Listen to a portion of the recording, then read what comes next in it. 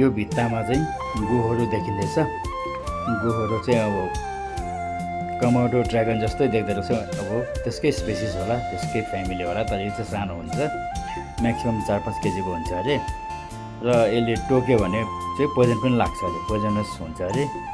जिब्रो निकाल्दैछ, जिब्रो निकाल्दाको हिसाबमा चाहिँ साँप जस्तै यसले पनि सराउन्डिङको आवाजहरू चाहिँ जिब्रोले फिल गरेर चल्काउँछ जस्तो लाग्यो।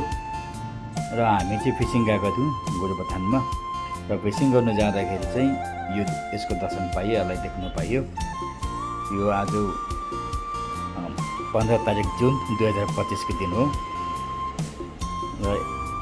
र मसँग जाने साथी लोकल एकजना थियो, उहाँले भनेको अनुसार चाहिँ यसको चाहिँ मासु पनि खान्छ अरे, तर टाउको चाहिँ फ्याँक्छ अरे, अरू जिउको चाहिँ मासु खान्छ अरे। उहाँहरूले कुखुराको मासु चाहिँ मिठो हुन्छ भन्दै थियो। अब कसरी खान्छ होला यसो हेर्दै घिनलाग्दो, यस्तो डरलाग्दो जन्तुको हो। तर त्यहाँको गाउँले पब्लिकले चाहिँ सबै जातिले खान्छ अरे मासु यसको। र यो पोइजनस पनि हुन्छ अरे।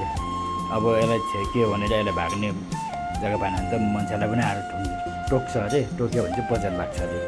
कमोडो ड्रागनको पनि पोइजनै हुन्छ, त्यसले पनि टोकेर अरू जन्तुलाई मार्छ नि त। यसको पनि त्यस्तै रहेछ, यसले टोक्यो भने चाहिँ पोइजन लाग्छ अरे। र हामीले देखेको जोगीहरूले उहिले अब डम्बरू बजाउँदा आउँथ्यो, र त्यो डम्बरूको छाला चाहिँ गोहरोको छाला भन्थ्यो। र गोहरो चाहिँ यो आज देख्न पाएँ, यसको छालाको चाहिँ डम्बरू बनाउँदो रहेछ जोगीहरूले। जोगीहरू मात्र होइन, यो साधु सन्तहरू पनि हुन्छ, उनीहरूले पनि त्यो सानो सानो डम्बरू बोकेको हुन्छ, छाला यसकै होला सायद। र भाग्दैछ, अब चाहिँ भाग्यो। यो अचम्मको जन्तु मैले यसरी साक्षात् देख्नु पाउँदै भिडियो सेयर गरेँ। र भिडियो सेयर गरिदिनु होला, लाइक पनि गरिदिनु होला।